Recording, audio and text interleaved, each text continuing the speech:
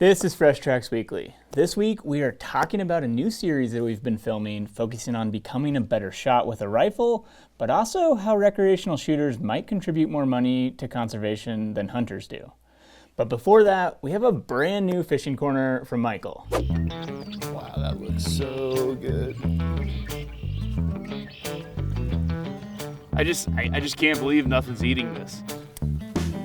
Oh, hey, didn't see you there.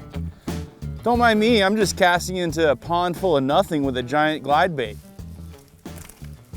Welcome back to a fishing corner. It's been a very long time. I don't think I've given one since the very first week of January, possibly. So the fishing's been kind of slow because, as you'll hear in a little bit, we've been doing a lot of gun stuff. Also just got a puppy, so that's been kind of taking up a little bit of time. But I have started to get back in the groove of things. I think I've got 25 days this year so far out on the water, be it jigging for walleyes, ice fishing, or doing some fly fishing. Last weekend, I got my dog out for the first time, first wade session ever, and she did great. She did a little swimming. Got to introduce her to her first trout, which was very cool. The weekend before that, kind of the same thing, did a little trout fishing out of the jet boat, caught a few fish. We also have been swinging a bunch, doing a little trout spay, and I'm actually working on a video right now about that topic. It'll be out in a couple weeks on Fresh Tracks Plus, and then a couple weeks after that, it'll go live on YouTube. Went on a bass fishing trip, walleye, pike, a warm water species trip a few weeks ago with the boys. Oh,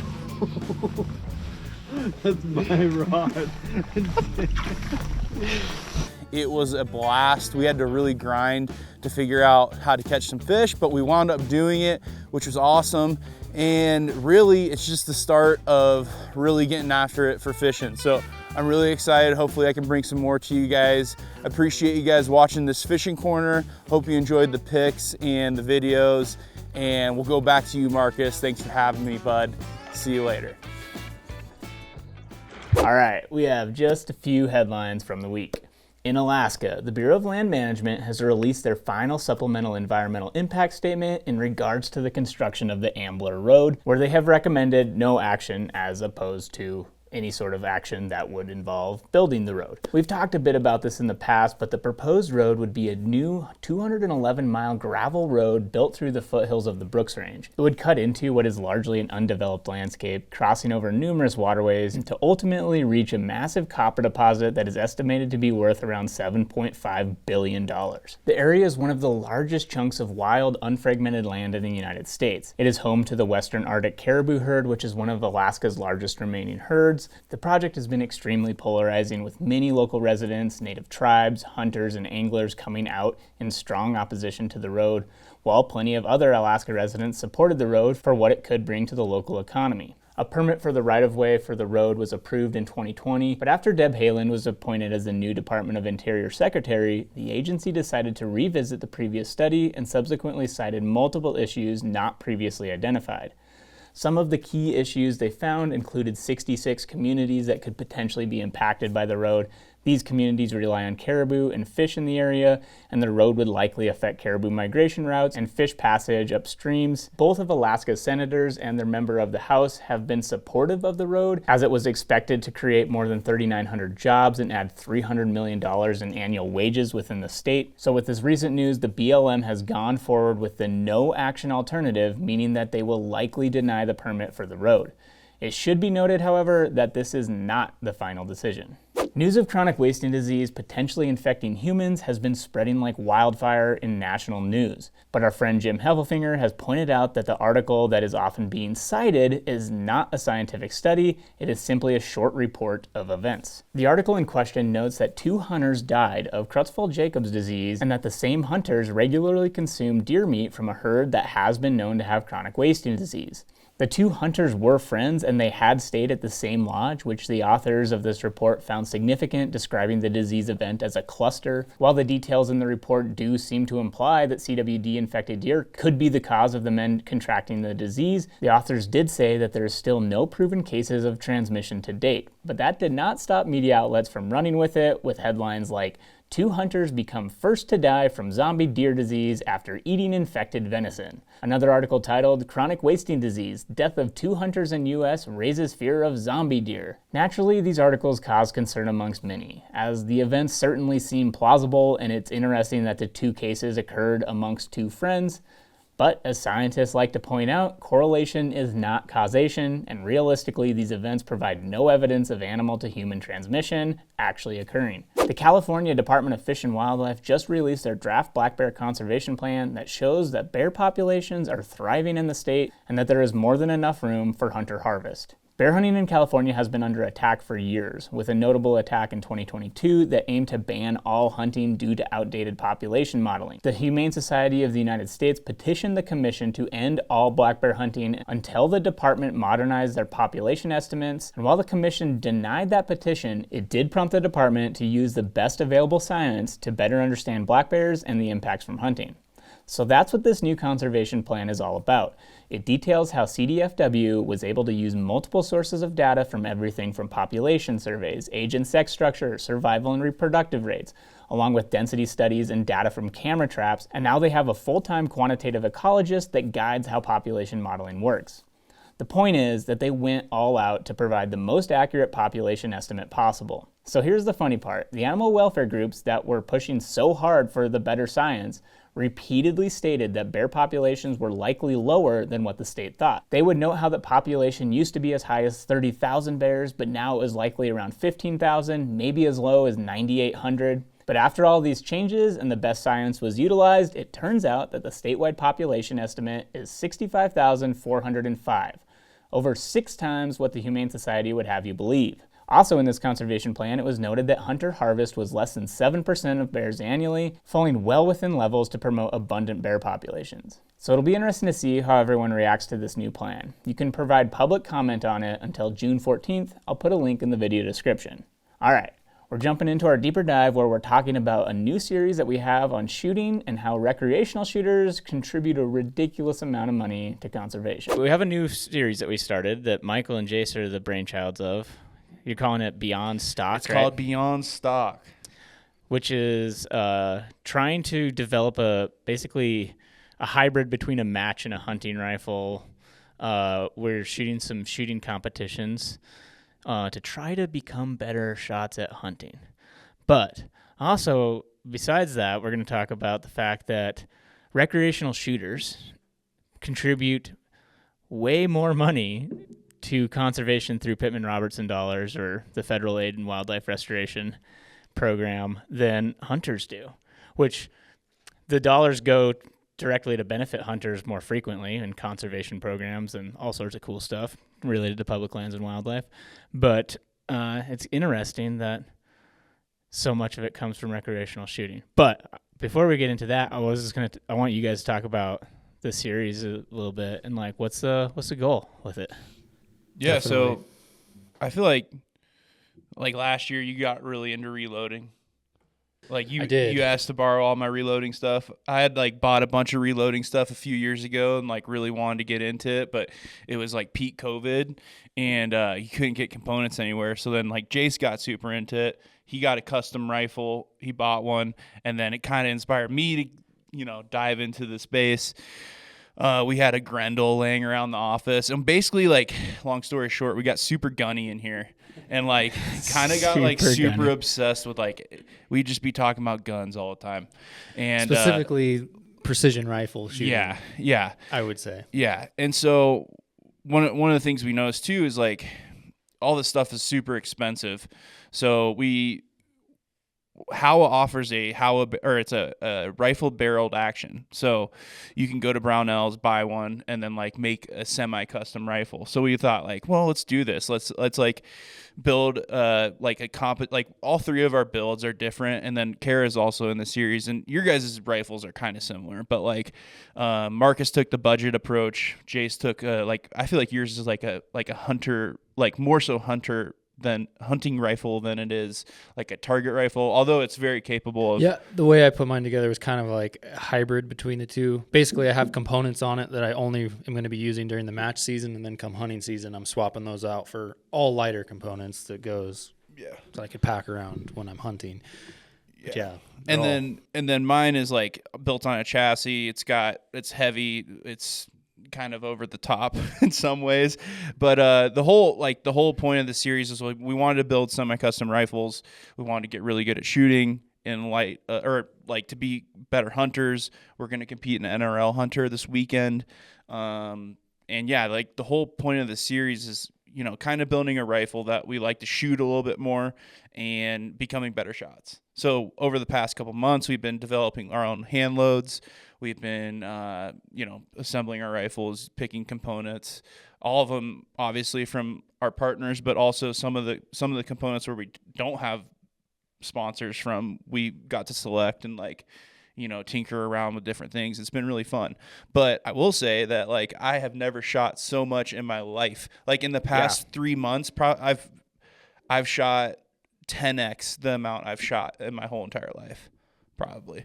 I would say we're probably all pretty close on a round count, but we got these rifles maybe 2 months ago, and I think we're all well over 500 rounds on all of our rifles at this point. So I'm at almost 600. We've been shooting a lot, which I think, and I hope, come this fall and even spring hunting season, that we're gonna notice a difference in our skill set, or just feeling more comfortable taking shots from not just a prone shot, but building a position out in the field and feeling comfortable taking a shot.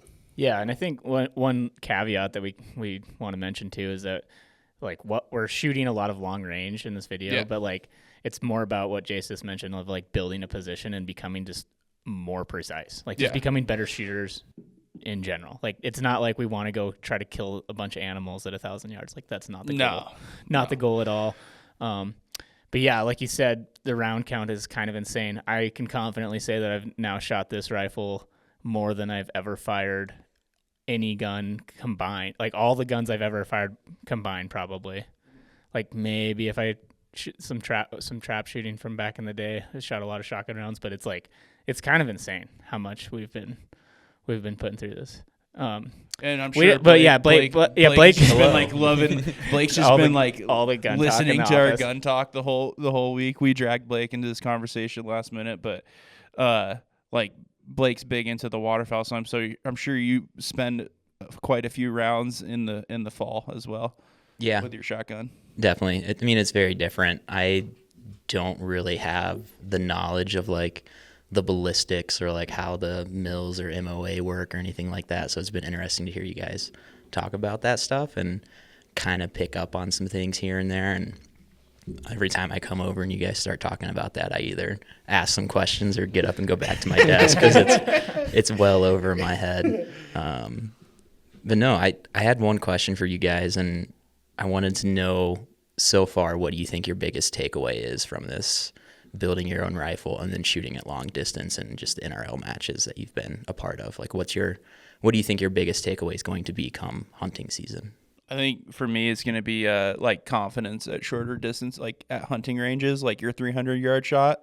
I'm hoping you guys can go back and watch my 300-yard shots on the show. They have not been good. And I'm hoping that this, through all this practice and building positions and learning fundamentals of shooting, all that, and being tested, the matches we've been shooting and whatnot, that's going to just become ingrained into I don't even have to think about it. I'm going to make good trigger presses, and those 300-yard shots are going to become much more second nature. Just calm down, make a good shot here. Like I said, my shots on the show have not been that great. So I'm really trying to improve that for sure. But I think that's going to be the biggest one for me.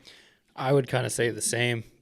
For example, last spring, Michael and I were out bear hunting, and I missed a bear, a 300-yard shot.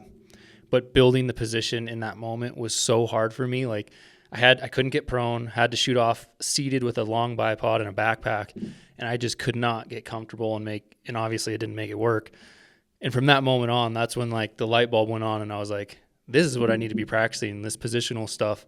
I could shoot prone, and that's all I really did was prone. So being able to utilize the equipment we're packing tripods everywhere we go, and being able to shoot off a tripod, I think is going to be pretty crucial for hunting situations. And yeah, so I think I've already learned a ton and gotten really comfortable on the tripod. So that's going to be big for this year. Oh wow, thanks, Michael's It's just providing making coasters. noise. Oh It's just yeah. making noise. Well, there's also we have these nice coasters that we never use. We should probably keep our tables. Check that out. Antelope. I think somebody sent these in. Those are really Country nice. Custom Metal Smithing in Fallon, Nevada. Thank you. Very These nice. things are sweet. Does What about you, actually Marcus? make it Link in quieter? bio. Yeah, I would say that I found out that I'm not as good as I thought I was. Like it's just like what my confidence level. I would always tell myself like, yeah, I'm pretty confident, like 400 yards and in. And yeah, what Jace was talking about too. It's just like, okay, in perfect conditions, prone, sure, Yeah. but like it's rarely perfect conditions and prone. And so that's it's just learning so much and like learning what my true ability is, like what I'm capable of, and then also like working to improve that and becoming a much better shot. It's just, and knowing what the limitations of your equipment are too, not just yourself, your equipment, all of it, just like, and the number of rounds downrange, it just starts to add up and like you really start to figure stuff out. And then what like how steady you need to be to hit stuff. Like if you're going to actually hit a target at 400 yards, like you can't just be like, winging it, just like holding it up against your knees. You're not going to like be steady enough to make an accurate shot. So, it's been a journey. It's been fun for sure. Learned a lot.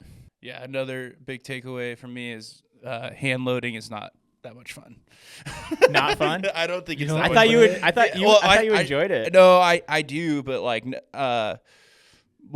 loading for matches sucks. I think it's just like I don't really like it. When you gotta reload I've spent 200 so round. much time in my garage just weighing pressure or measuring powder. Like Yeah. that's all I've been doing the past couple weeks. I feel like it's like I'd go home and I just sit in my garage and I weigh powder charges. That's all I do. Yeah. Well, and that's a funny aspect of this too. So we like went with, we're hand loading just to like try to get more consistent ammo. And I think just learning how that whole process works is really interesting.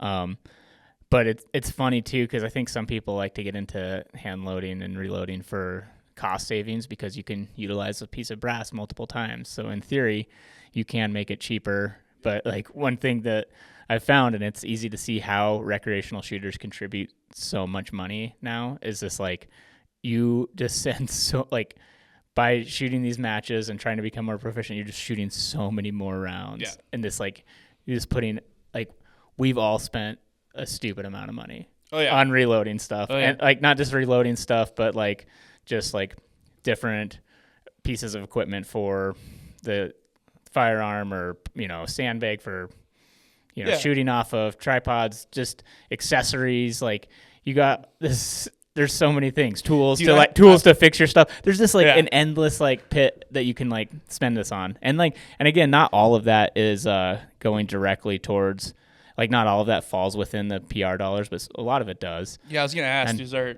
Gucci bipod fall into that, you think? Because it's like a gun accessory? So I've been trying to this is like something I've been trying to research, and it's honestly, I'm curious if anybody listening has a good resource. I've been like trying to read the actual like the act itself to see like what exactly falls in and doesn't fall in to that, because it's a 11% tax on firearms and ammunition. But at what point does ammunition become ammunition? Yeah, and like because it's like are your bullets that you buy like part of that, or right? And so like is it, and like it sounds like when it goes from like I think if I'm reading it correctly, it's from when it passes from manufacturer to the consumer. So I believe like if you're like ammunition, obviously it's like boxed ammunition, that's for sure under the tax, but I'm not like 100% confident that smokeless powder and bullets, when you buy them separate, is under the tax. And that's what I really like to know, actually. Or my $600 bipod. Yeah, Right. or the stock. Yeah. Yeah. you So know. Because all like the that. stocks are, I mean, depending on which one you get, they're super expensive. So it is interesting. Like I'm trying to actually I'm curious just mostly to see how much of that is falling into it. But regardless, there's been multiple studies and surveys and stuff done that looks into like how much of this contributes to or is like coming from recreational shooters versus hunters. Yeah. Basically PR dollars. And this one report said 74.2% of the taxable firearm and ammunition sales come from recreational shooters. Oh yeah. So like the vast majority of it. But then there was also a survey that was done where they surveyed recreational shooters, and of those recreational, I believe it might have been of all survey respondents, but 82% of people supported the fact that money is like that there is a tax. Like they support that tax because of what it goes to, and it goes to wildlife conservation. So that's pretty cool that like it's like a it was in 1937 is when they put this in place, the Federal Aid and Wildlife Restoration Act, and adjusted for inflation, it's been $25 billion since then. And is it going to like specific? Is it just like habitat, or is it like it's all sorts of stuff? So it's like, I mean, it can be there's a I should have this better down, but it's like there is a wide array of things that it can go to, and like state agencies will often get PR dollars to fund. Like they could fund a wildlife research project, they can fund a habitat project, a habitat improvement, they could fund purchasing some property that's wildlife habitat. But often in order to qualify for those funds, they have to have a 50% match. So like they have to find 50% like somewhere in order to get those PR dollars. But it's a federal tax, so it comes in at the federal level, and then these states often apply, and they get these this money to do really cool stuff. It's like the list is so long, the number of projects that have been funded through the Pittman-Robertson dollars. Did it say in there which like subset of hunters contribute the most to it? I don't know if I haven't found. There probably is some Who do you studies think on it that. is? How about you? It's like the waterfowl guys. I was thinking that too, because they're or like the an waterfowl upland crowd yeah. can be crazy. Dude, they're with spending freaking money. shooting shotgun shells always. Yeah. Sky busting, like Yeah, sound sky of conservation, right? Well, so I mean, here's the thing. Like, as a Montana resident, like, I've been killing animals with rifles in Montana my whole life, and like up until this year, I mean, I would practice, but like, I bet you on average, I would send 20 rounds downrange, whether it's at a target or an animal, a year, and that might be more than like. Yeah. So like, and that's killing a deer and an elk every year. And it's usually a handful of bullets is all that you're shooting. So it's like in the scheme of things, it's not that much. And a lot of people, they have their one rifle too. Like I got my 30-06. Yeah. That's it. That's all I hunt with. And then so like versus like you go to these matches and these guys have like, oh, this is my one $10,000 match gun. I got my other $10,000 match gun in my truck in case something goes wrong. And it's like, oh my goodness, like. And this, so it's kind of it was eye opening to see how much. The recreational shooters like put into it. It's just like, I mean, we went and shot last night, shot like 50 rounds, just like in no time. Nothing, easy. Yeah, just like. Yeah, I think last week I was doing like a little load development and shot almost 200 in a week. That was like multiple. Like I would go home, load, go back to the range. Like it was kind of extreme. Yeah, but like you can do that like pretty easily. Yeah. So. But so like as far as bird hunting, like how much, like what do you think, like waterfowlers and even just upland hunters, like they got to be putting quite a few rounds down? Yeah, absolutely. I think if you were to look at all of the bird hunting, who's shooting the most, it's dove hunters. Really? Oh yeah, that opening weekend when if you haven't been shooting in the off season and you show up with your 100-round box of ammo and you start seeing these doves flying, and they fly real fast and from the left and right and straight up and all over the place. Like you can go through a lot of shells trying to get your limit of doves. Well, and I think too, like when you do any of that waterfowl or like upland stuff, like you have to go buy a box of ammo before. It's like a rule. Like you can't just like show up like with the 15 you had from the time before.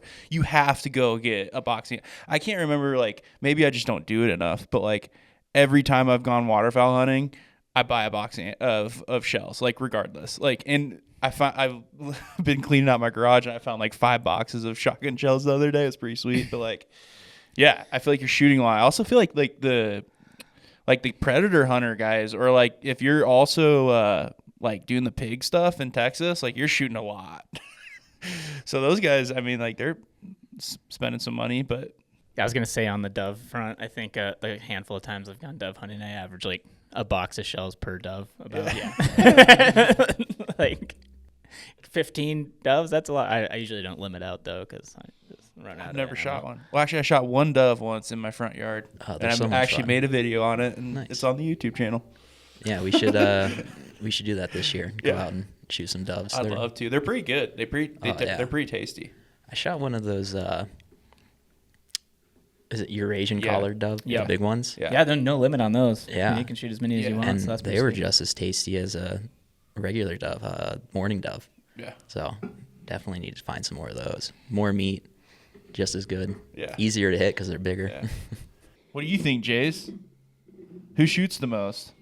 Who shoots the most? I mean, I think match shooters, whether that's pistol, shotgun, rifle, they're putting down the most rounds, especially guys who do it at a serious level. It's thousands of rounds every year, burning going through barrels a year. Like that's next level shooting. Yeah. And Yeah. it takes dedication. Yeah. I also think there's something to be said too, is that like there's a smaller subset, like this is pretty obvious, but like there's a smaller population of hunters, like as a subset of our U.S. population. And we were looking at a study earlier, and it was like 45% of men in the United States own a firearm. So like just by numbers, of course, there's going to be more like, and it was like 3%, or I can't remember, it was like 3 or 6% of our population hunts. So of course there's going to be a huge like spread there, I guess, so to speak. Do you think there's more hunters that also recreationally shoot, or do you think there's more recreational shooters that don't hunt? Like, where's the difference in overlap? Question.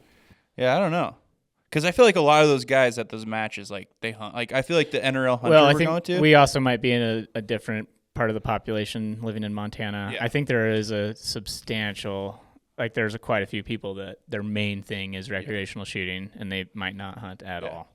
Like, or maybe they, hunt 1 or 2 things, a weekend a year or something. Yeah. Like, I don't, That's I'm just my like dad. kind of Like, guessing here, but yeah, he shoots a lot, but he doesn't hunt. I mean, he does a little bit, but not like he wouldn't say like I hunt like 30 days a year. He hunts maybe like 5.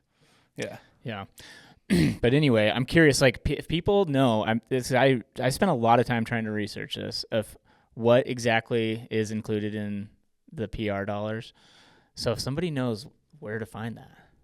Yeah, I couldn't find anything either when I was looking. But the one things that we do know, I mean, firearms and ammunition, those are the big ones. And then also handguns. I think handguns, it's only 10% for whatever reason. The rest of it's 11%. And then within there's fishing. There's an 11%. I think it's 11% on Dingle Johnson as well. I'm pulling that off the top of my head. Yeah, but then anyway, and archery equipment too. Yeah. So it's just like there is like a lot of there's on hunting and fishing equipment. There's a lot of money coming in. So it's who doesn't pay taxes? Those backpackers.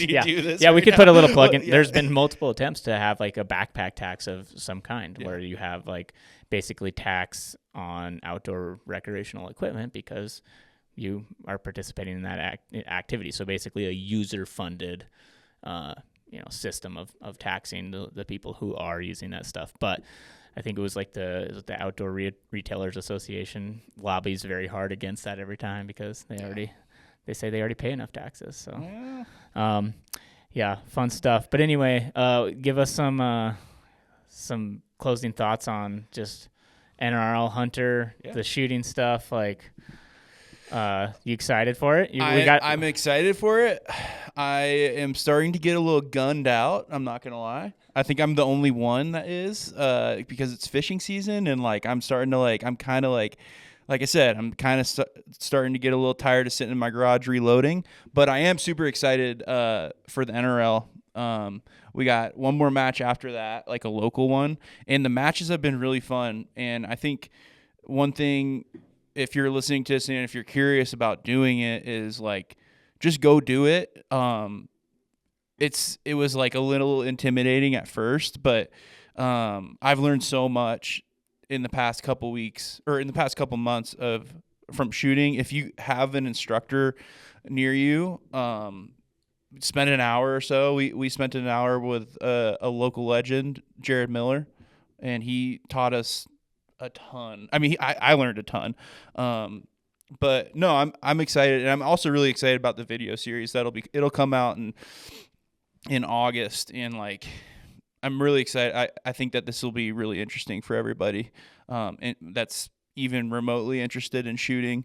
We're starting from the bottom essentially, and like learning throughout the whole series. So like by no means we're not like claiming to be professionals or anything, but like we're definitely learning a lot in the series. So it's been a lot of fun so far, and like shooting guns is fun. So yeah, you definitely don't have to be good or seasoned to participate in these, for instance, the NRL Hunter matches. I think you could be not good, and I would highly encourage you to go just to learn, and I think you'll learn a ton because I encourage it too. Just because every match I'm coming away with like, okay, I need to work on this, and this, and it's a never-ending learning process. The biggest reason I would like more people to attend is so I have a better chance of not getting last place. No, I'm just kidding. But well, not entirely. But yeah, now I totally lost my train of thought. I was talking. What are your takeaways? My takeaway from NRL. Oh, so. The one thing I wanted to say, a lot of these matches do have loaner rifles. Like, so if you reach out to whoever's the match director, a lot of times you don't have to like go spend a whole bunch of money to go do this. Like, they'll probably loan you a rifle, and then you might get hooked and end up spending a bunch of money. Yeah. And then one other caveat too, when we say budget, like we're trying to do it on a budget, but it still gets really expensive. Yeah. Like the costs start to add up. You could use your factory rifle though, which they do have a factory rifle division, which is kind of cool. Yeah. And for anyone who doesn't know, the NRL Hunter, it's geared towards hunting. So in super cut and dry here, you go up to a stage completely blind. You don't know where you're shooting from or what you're shooting at, and you got to find, engage, range, and engage the targets all on the clock. So I think it's the most closest hunting simulation you can get in the off season. So for sure, check it out if you think it sounds interesting. I think people would be into it. For sure. All right. And on the off chance anyone watches this on Friday and is going to be at the Snake River match this weekend, come out and give us some pointers because we're going to need them. Come say what up. Yeah. Before we close, one more time, when is this coming out and where can you find it? It'll be on YouTube in August. Mid-August. I think the first episode we have is like August 5th. Oh, early August. Okay. Yeah, I'm pretty sure. But if you're a Fresh Tracks Plus subscriber, you'll get it a month before. So we've got like pretty much all of it. Not all of it filmed, but like a good chunk of it. There's going to be some videos that come out post hunting season because we're also going to be going on hunts with these rifles. So those, like, you know, obviously we're going to go on a deer hunt. It's going to be in November. So that video, like, it'll be like a report on like what we think about the rifle and like, is it worth carrying around the extra 2 pounds or whatever to have like the luxury accessories or whatever. We'll have something in like a closing video at the end of the year. So, yeah, pretty excited about it. It's what we've been working on real hard here at the office, like nonstop. It's just kind of been, it's been a lot of fun. So sweet. Thanks, guys. Well, that's all I got. All right. God bless America. Happy Friday. See ya.